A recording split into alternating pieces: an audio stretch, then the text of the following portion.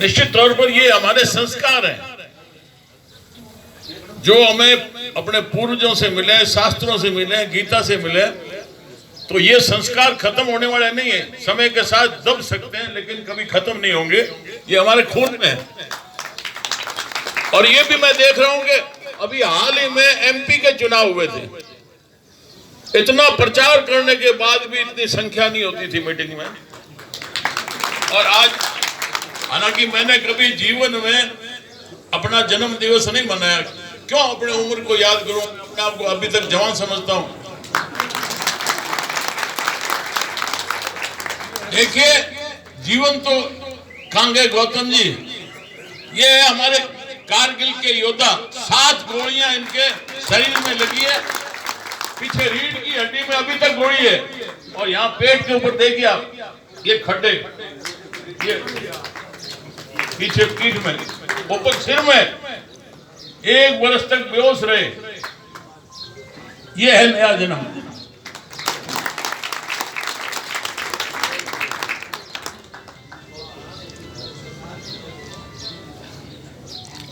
निश्चित तौर पर गौ सेवा का हमारा संस्कार है। पिछले दिनों में आपने देखा होगा कि गायों के अंदर इतना भारी लंपी रोग का प्रकोप हो गया था, शहर शहर में, गांव में लोग सेवा में लगे। कौन निकलता है? कोरोना में कोई निकला था बाहर? सब अंदर दुख के बैठे थे, लेकिन गौ माता के नाम से रात और दिन उनकी सेवा करके गायों को बचाई। ये हमारे भारतीय संस्कार है। और उसका जैसे हमारे विमर्शानंद जी संत साहब ने फरमाया है कि समझना होगा गाय क्या है, भूमि पृथ्वी क्या है, हम कौन है।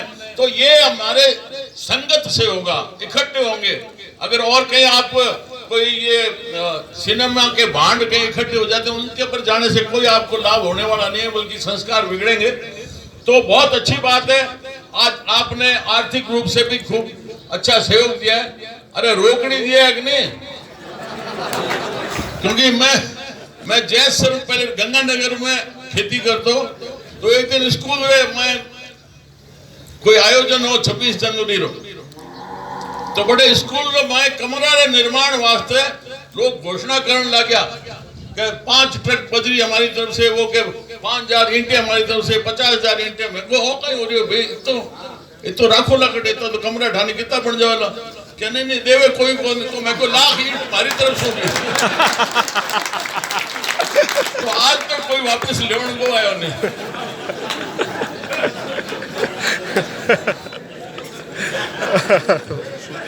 बहुत अच्छा संस्कार है। निश्चित तौर पर ये जो बात यहाँ पर चली है कि ये एक अपने देखा देखी अंग्रेजों की नकल में, पाश्चात्य संस्कृति के नकल में हमारे संस्कार, हमारा परिवार, हमारे जीवन शैली सब खत्म कर रहे हैं।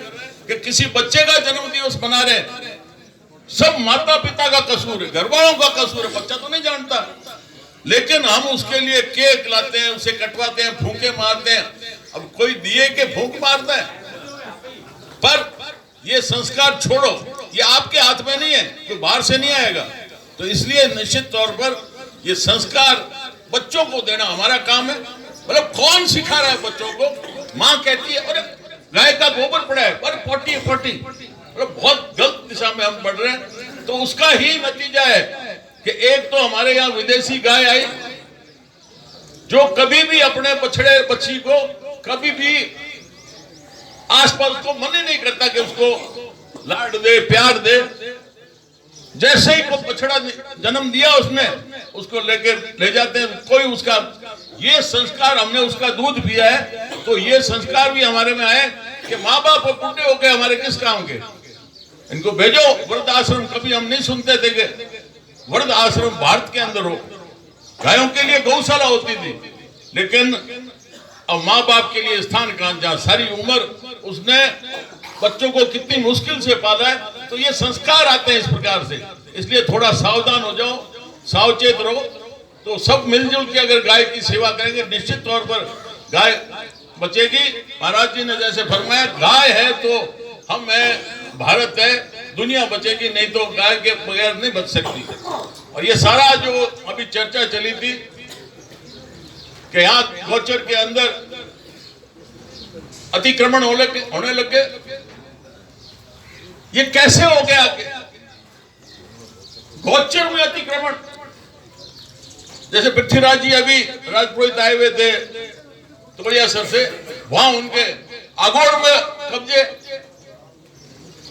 जब तक समाज का नियंत्रण था, किसी की मजाल नहीं होती थी कि कोई गौचर में, ओरण में, तालाब के आगोर में कोई 1 इंच भी कोई कब्जा कर ले। पर ये जब से पाश्चात्य प्रणाली हमने अपनाई है प्रजातंत्र की, तब से समाज को अलग कर दिया। और अब कोई भी इस गांव के, शहर के अंदर, बीकानेर में, हर शहर में कितने पक्के तालाब होते थे, कितने पक्के कुएं होते थे, कितनी बावड़ियां होती थी, कितने टांके होते थे, सब खत्म हो गए इस व्यवस्था में। लेकिन जब तक समाज का नियंत्रण था, सब कुछ सुरक्षित था। तो इसलिए हम तो कहते हैं जगह जगह साहब, ये सरकार की हर जगह दखलंदाजी ठीक नहीं है, कुछ भी नहीं बचेगा, कुछ नहीं सुरक्षित रहेगा। तो इसलिए ऊपर वाले ने संस्कार दिए हमारे सब भाइयों को, तो हमने मिलकर तय किया कि इस सरे नथानियान गौचर को बचाना है। इसी प्रकार से वहां सुजान देसर में भी हमारी गौचर है, तो हमने तय किया कि इसकी 4 दीवारी बनाए, क्योंकि रोज रोज उनसे कहना, निगरानी रखना बड़ा मुश्किल होगा। तो हमने तय किया तो 4 दीवारी।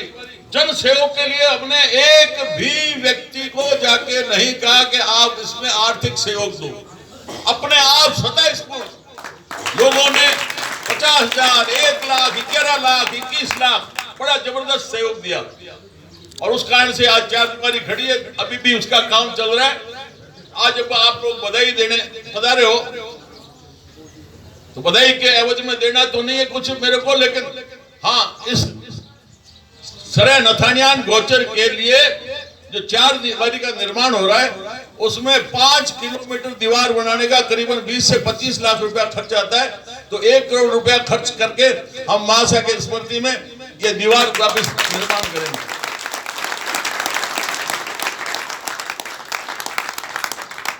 आप भी इस प्रकार से जो बात चली है कि जन्म दिवस मनाओ, तो कम से कम उस दिन गाय की पूजा करो, गुड़ खिलाओ, तो बच्चे के अंदर संस्कार पड़ेंगे। क्योंकि धीरे धीरे अब शहर के अंदर तो गाय भी मिलना मुश्किल हो गई है।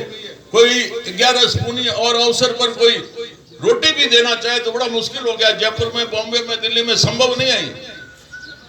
लेकिन हम संस्कार डालें, क्योंकि ये अंग्रेजों के कानून बनाए हुए कि आप शहर के अंदर नगर पालिका क्षेत्र में गाय नहीं पाल सकते, कुत्ते 20 पाल लो, ये हालत है।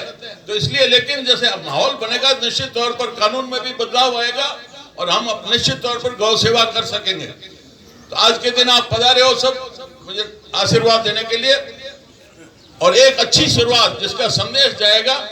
मैंने तो खैर नहीं कहा था, पर आप सबका, गौ सेवकों का ये अनुरोध था कि हम इस प्रकार से 78 पौधे लगा के गौ सेवा करके यहाँ आज शुरुआत करना चाहते हैं। एक संदेश देना चाहते हैं कि अगर जन्म दिवस मनाओ तो हमारे भारतीय संस्कारों के साथ मनाओ, गौ सेवा करते हुए मनाओ, पेड़ पौधे हरियाली करके मनाओ। ये सारा कुछ जो आज यहाँ भी पेड़ देख रहे हैं, ये अब गाय के पीछे हुआ है। गौ सेवा के लिए यहाँ शुरुआत की ब्रिजरतन जी किराड़ू ने, और यहाँ पर धीरे धीरे पानी की व्यवस्था हुई, छाया की हुई, तो उसके साथ साथ पूरे में जगह जगह पेड़ लग रहे हैं। पेड़ तो निश्चित तौर पर लगाने पड़ेंगे। इस साल आपने देखा होगा गर्मी ने क्या हाल किया। हम सबको एसी चाहिए, फ्रिज चाहिए, कमरे में 1 या 2 एसी से ठंडी हवा लेते हैं और बाहर कितनी गर्मी छोड़ते हैं। एक एक जो बिल्डिंग है, फ्लैट बने हुए, कितनी गर्मी निकालते हैं। लेकिन हमें तो वही काली सड़क चाहिए, सीमेंट के पहाड़ मकान खड़े कर लिए। पहले चूने से मकान बनते थे, जो 100 साल बाद में तो चूना कहते हैं जवान होता है। हमारे गढ़ बने हुए सारे चूने से, कोई सीमेंट जानता ही नहीं था क्या होती है। हमारे जितने बांध बने हुए, पार्वती बांध है धौलपुर में, ये सुमेरपुर में जवाई बांध, ये सारे चूने के बने। लेकिन अब नकल में हम सीमेंट ले आए जिसकी 50 साल से ज्यादा उम्र नहीं होती। और आप देखिए कि भारत के अंदर एक तो कहते हैं कि साहब पानी का संकट आएगा, पानी बचाओ, और इस सीमेंट के निर्माण में तराई तराई में पानी खरबों लीटर रोजाना हम तराई में डालते और किसी काम नहीं आता, हाथों हाथ उठ जाता। तो हम सब चीजों को आप विचार करो, ये देख के आंखें मूंद के मत करो कि ये आ गया तो ऐसा ही ऐसा करें। हर बात की गहराई में जाओ कि ये ऐसा क्यों हुआ है, कि भाई चुना कब क्यों रिजेक्ट हो गया। तो इन बातों के ऊपर हम गौर करेंगे। निश्चित तौर पर आने वाली पीढ़ी को संस्कार मिलेंगे, दिशा मिलेगी। आप सब लोग पधारे, आशीर्वाद दिया, इसके लिए आपका बहुत बहुत आभार।